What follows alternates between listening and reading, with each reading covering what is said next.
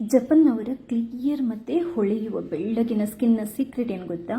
ನೀವು ಬರೀ ಸಿಂಪಲ್ ಆಗಿರುವಂಥ ಮನೆಮದ್ದನ್ನು ಬರೀ 1 ವಾರ ಟ್ರೈ ಮಾಡಿದರೆ ನೀವು ಫೇಸ್ ವೈಟ್ನಿಂಗ್ ಕ್ರೀಮನ್ನು ಹಾಕೋದನ್ನೇ ಬಿಟ್ಬಿಡ್ತೀರಾ. ಹಲೋ, ನಮಸ್ತೆ ಎಲ್ರಿಗೂ. ಇವತ್ತೊಂದು ಅದ್ಭುತವಾಗಿರುವಂಥ ಬ್ಯೂಟಿ ಟಿಪ್ಸನ್ನು ಹೇಳ್ಕೊಡ್ತಾ ಇದ್ದೇನೆ. ಎಂಥ ಮ್ಯಾಜಿಕಲ್ ಆಗಿರುವಂಥ ಟಿಪ್ಸ್ ಅಂತಂದರೆ ಇದು ಜಸ್ಟ್ 2 ಇಂಗ್ರೀಡಿಯೆಂಟ್ ನಮಗೆ ಇದಕ್ಕೆ ಬೇಕಾಗಿರೋದು. ಏನಂತಂದರೆ ಡಬಲ್ ಉಪಯೋಗ ಇದೆ. ಒಂದು, ಮುಖನ ತುಂಬ ಕ್ಲಿಯರ್ ಆಗಿ ಮಾಡುತ್ತೆ, ಸಾಫ್ಟಾಗಿ ಮಾಡುತ್ತೆ, ವೈಟ್ ಗ್ಲೋ ಬಡಿಸುತ್ತೆ. ಇನ್ನೊಂದು ಏನು ಅಂತಂದರೆ ಸುಕ್ಕನ್ನು ಕಮ್ಮಿ ಮಾಡುತ್ತೆ. ತುಂಬ ಯಂಗಾಗಿ ಕಾಣ್ಬೋದು.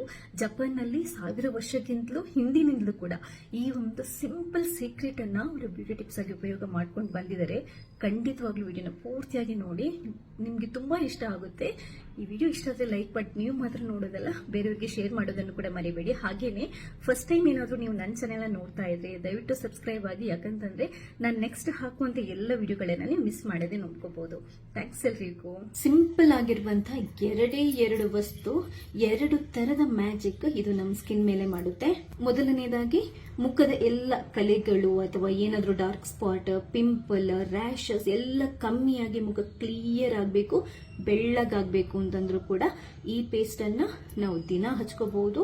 ಇನ್ನೊಂದೇನು ಅಂತಂದ್ರೆ ಸುಕ್ಕು ಕಮ್ಮಿ ಆಗಬೇಕು, ನೆರಿಗೆ ಕಮ್ಮಿಯಾಗಿ ನಾವು ಯಂಗಾಗಿ ಕಾಣಬೇಕು ಅಂತಂದ್ರೂ ಕೂಡ ಇದನ್ನ ನೀವು ದಿನ ಹಚ್ಕೊಂತ ಬರ್ಬೋದು.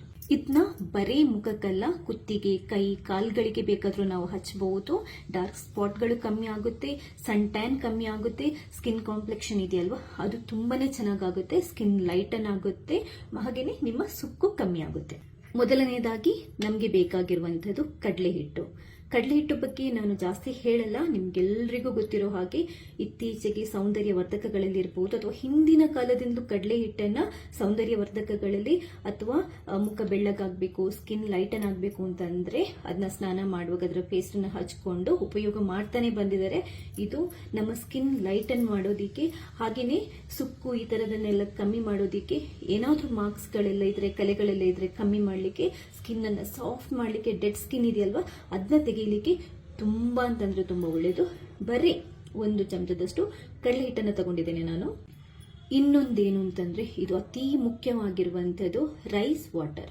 ರೈಸ್ ವಾಟರ್ ಅಂತಂದ್ರೆ ಅಕ್ಕಿಯನ್ನ ತೊಳೆದ ನೀರಲ್ಲ, ಬೇಯಿಸಿರುವಂತ ನೀರು. ಇದಕ್ಕೆ ಯೂಶುವಲ್ ಆಗಿ ನಾವು ಗಂಜಿ ತಿಳಿ ಅಂತ ಕೂಡ ಹೇಳ್ತೇವೆ. ಈ ಗಂಜಿ ತಿಳಿ ಅಥವಾ ಅಕ್ಕಿ ಬೇಯಿಸಿದ ಅಥವಾ ಅನ್ನ ಬೇಯಿಸಿದ ನೀರು ಇದೆಯಲ್ವಾ, ಇದು ಸೌಂದರ್ಯಕ್ಕೆ ಎಷ್ಟು ಉಪಯೋಗಗಳಿದೆ ಇದರಿಂದ ಅಂತಂದ್ರೆ ಅದನ್ನ ಇನ್ನೊಂದು ನಾನು ವಿಡಿಯೋದಲ್ಲಿ ತುಂಬಾ ಡಿಟೇಲ್ ಆಗಿ ಹೇಳ್ತೇನೆ. ಇದೇನು ಅಂತಂದ್ರೆ ಬರೀ ಮುಖಕ್ಕೆ ಮಾತ್ರ ಅಲ್ಲ, ಈವನ್ ನಮ್ಮ ತಲೆ ಕೂದಲು ಚೆನ್ನಾಗಿ ಬರಬೇಕು, ಡ್ಯಾಂಡ್ರಫ್ ಕಂಟ್ರೋಲ್ ಆಗಬೇಕು, ಸ್ಪ್ಲಿಟ್ ಎಂಡ್ ಇರುತ್ತಲ್ವಾ ಅದು ಕಮ್ಮಿ ಆಗಬೇಕು ಅಂತಂದ್ರೂ ಕೂಡ ಅದನ್ನ ಉಪಯೋಗ ಮಾಡ್ತಾರೆ. ಅದನ್ನ ಯಾವ ತರ ಉಪಯೋಗ ಮಾಡಬಹುದು ಅಂತ ಇನ್ನೊಂದು ವಿಡಿಯೋದಲ್ಲಿ ಹೇಳ್ತೇನೆ. ಇವತ್ತು ನಾನು ಇದು ನಮ್ಮ ಮುಖಕ್ಕೆ ಅಂದನ ಹೆಚ್ಚು ಮಾಡ್ಲಿಕ್ಕೆ ಯಾವ ತರ ಉಪಯೋಗಕ್ಕೆ ಬರುತ್ತೆ ಅಂತ ಹೇಳ್ತೇನೆ. ಈ ಅನ್ನದ ನೀರಿದೆಯಲ್ವಾ ಇದರಲ್ಲಿ ವಿಟಮಿನ್ ಇ ತುಂಬಾ ಜಾಸ್ತಿ ಇರುತ್ತೆ. ಇದು ಚರ್ಮದ ಸುಕ್ಕುಗಟ್ಟುವಿಕೆಯನ್ನು ತಡೆಯುತ್ತೆ. ಹಾಗೇನೆ ನಮ್ಮ ಮುಖದಲ್ಲಿ ಏನಾದ್ರೂ ಕಳೆಗಳಿದ್ರೆ ಅಥವಾ ಏನಾದ್ರೂ ಮಾರ್ಕ್ಗಳಿದ್ರೆ, ಡಾರ್ಕ್ ಸ್ಪಾಟ್ ಇದ್ರೆ, ರ್ಯಾಶಸ್ ಇದ್ರೆ, ಮೊಡವೆಗಳಿದ್ರೆ ಅದನ್ನ ಕಮ್ಮಿ ಮಾಡ್ಲಿಕ್ಕೆ ಕೂಡ ತುಂಬಾ ಅಂತಂದ್ರೆ ತುಂಬಾ ಹೆಲ್ಪ್ ಆಗುತ್ತೆ. ಅನ್ನದ ನೀರನ್ನ ಈಗ ಅಂತಲ್ಲ, 1000 ವರ್ಷಗಳ ಹಿಂದಿನಿಂದಲೂ ಕೂಡ ಸೌಂದರ್ಯಕ್ಕೆ ಉಪಯೋಗ ಮಾಡ್ಕೊಂಡು ಬಂದಿದ್ದಾರೆ. ಇವಾಗಂತೂ ನೀವು ನೋಡಿರಬಹುದು ಈ ವೈಟನಿಂಗ್ ಕ್ರೀಮ್ ಅಥವಾ ಸೌಂದರ್ಯ ವರ್ಧಕ ಪ್ರಾಡಕ್ಟ್ಗಳು ಬರ್ತಾವಲ್ವಾ, ಅದರಲ್ಲಿ ರೈಸ್ ವಾಟರ್ ಅಂತಾನೆ ಬರುತ್ತೆ. ಸ್ಪೆಷಲ್ ಆಗಿ ನೀವು ನೋಡಿರ್ತೀರಾ. ನೀವು ಜಸ್ಟ್ ತಿಳ್ಕೊಳ್ಳಿ, ಅಂದ್ರೆ ಈ ಅನ್ನದ ನೀರಿಗೆ ಅದೆಷ್ಟು ಮಹತ್ವ ಇದೆ ಅಂತ. ಈಗ ಇದನ್ನ ಸಿಂಪಲ್ ಆಗಿ ಹೇಗೆ ನಾವು ದಿನ ಉಪಯೋಗ ಮಾಡಿಕೊಂಡು ನಮ್ಮ ಸೌಂದರ್ಯನ ಡಬಲ್ ಮಾಡಬಹುದು ಅಂತ ಹೇಳ್ತೇನೆ. 1 ಪೈಸಾ ಖರ್ಚಿಲ್ಲದೆ ತುಂಬಾನೇ ಕಮ್ಮಿ ಖರ್ಚಲ್ಲಿ ಇದನ್ನ ನಾವು ಮಾಡಬಹುದು. ನೀವು 1 ವಾರ ಇದನ್ನ ಉಪಯೋಗ ಮಾಡಿದ್ರೆ ಮತ್ತೆ ಈ ಫೇಸ್ ವೈಟ್ನಿಂಗ್ ಕ್ರೀಮನ್ನೆಲ್ಲ ಹಾಕೋದನ್ನೇ ಮರೆತು ಬಿಡ್ತೀರಾ. ಅಷ್ಟು ಸೂಪರ್ ಆಗಿ ಇದು ವರ್ಕ್ ಆಗುತ್ತೆ. ಒಂದು ಬೌಲನ್ನ ತಗೊಂಡು 1 ಚಮಚದಷ್ಟು ಕಡಲೆ ಹಿಟ್ಟನ್ನ ಹಾಕೊಂತಾ ಇದ್ದೇನೆ. ಹಾಗೇನೆ ಇದನ್ನ ಮಿಕ್ಸ್ ಮಾಡೋದಿಕ್ಕೆ ಸ್ವಲ್ಪ ಅನ್ನದ ನೀರು ಅಂದ್ರೆ ಈ ರೈಸ್ ವಾಟರ್ ಇದೆಯಲ್ವಾ ಅದನ್ನ ಉಪಯೋಗ ಮಾಡ್ತಾ ಇದ್ದೇನೆ. ಈ ಪೇಸ್ಟ್ ಅನ್ನ ನೀವು ಆದಷ್ಟು ತೆಳ್ಳಗೆ ಮಾಡಿದ್ರೆ ಒಳ್ಳೇದು. ಇದನ್ನ ನೀಟಾಗಿ ನೀವು ಮಿಕ್ಸ್ ಮಾಡ್ಕೋಬೇಕು. ತುಂಬಾ ದಪ್ಪ ಬೇಕಾದ್ರೆ ಅಂದ್ರೆ ಫೇಸ್ ಪ್ಯಾಕ್ ತರ ಪೇಸ್ಟ್ ಮಾಡ್ಕೊಳ್ಬೇಕಾದ್ರೂ ನೀವು ಹಚ್ಕೋಬಹುದು. ಇಲ್ದಿದ್ರೆ ತೆಳ್ಳಗೆ ಈ ತರ ಪೇಸ್ಟ್ ಮಾಡ್ಕೊಳ್ಬೇಕಾದ್ರೂ ನೀವು ಹಚ್ಕೋಬಹುದು. ನೀವು ಫುಲ್ ಬಾಡಿಗೆ ಏನಾದ್ರೂ ಉಪಯೋಗ ಮಾಡ್ತಿರಾದ್ರೆ ತುಂಬಾ ಜಾಸ್ತಿ ಬೇಕು ಅಂತಂದ್ರೆ ಅನ್ನದ ನೀರನ್ನ ಇನ್ನೊಂದ್ ಸ್ವಲ್ಪ ಸೇರಿಸ್ಕೊಳ್ಳಿ.